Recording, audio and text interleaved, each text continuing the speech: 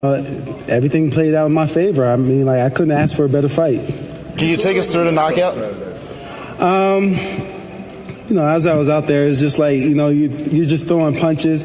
And, for me, being a wrestler, to knock somebody out on their feet, just completely, like, digress into boxing, it was just like, that's a big moment for me. That's like a game changer. It's like, okay, not only am I dangerous with my wrestling, I can also utilize my boxing, my striking, and like right now, I just feel like the sky's the limit.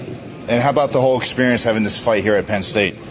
Oh, man, the fact that it was here at Penn State just made it that much more important. It just made it that much more special for me. I feel like right now it's just like a turning point for me. How does it feel to have you and Phil Davis both picking up wins tonight? It felt great. He's somebody I always looked up to. I always follow in his footsteps. Like, literally, everything that he's done, I've done as well. And everything that he does is just like, okay, the next step is this. This is the next step. And, I want to continue following his footsteps. I want to continue to get the belt, and do all the same things that he did. How about the crowd tonight? Oh, the crowd tonight was great. There was so much support.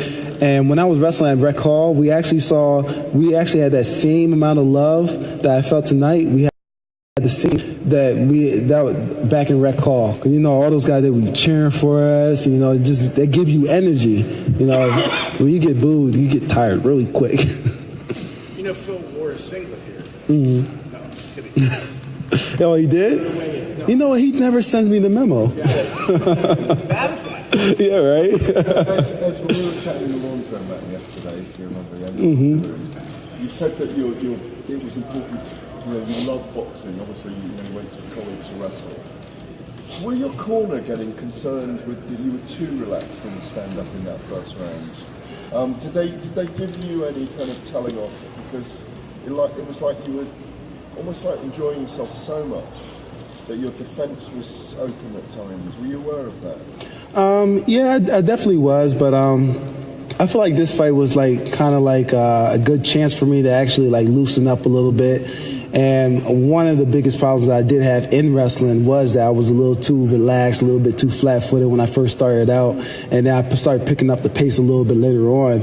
But, being out there and being out in front of that crowd, it's kind of hard to get that experience anywhere else, even when you spar. And then, I had it tonight, and at the same time, I just wanted people to see that, I'm not going to go out there. I'm not stiff. I'm loose. I feel comfortable. And, and at this point, it's just, I'm just going to keep getting more and more comfortable in the ring. Were you nervous at all? Yeah, everybody gets nervous. I feel like the little butterflies. You always have it in your mind that something can happen. Something crazy can happen. You always want to make sure that doesn't happen during your fight.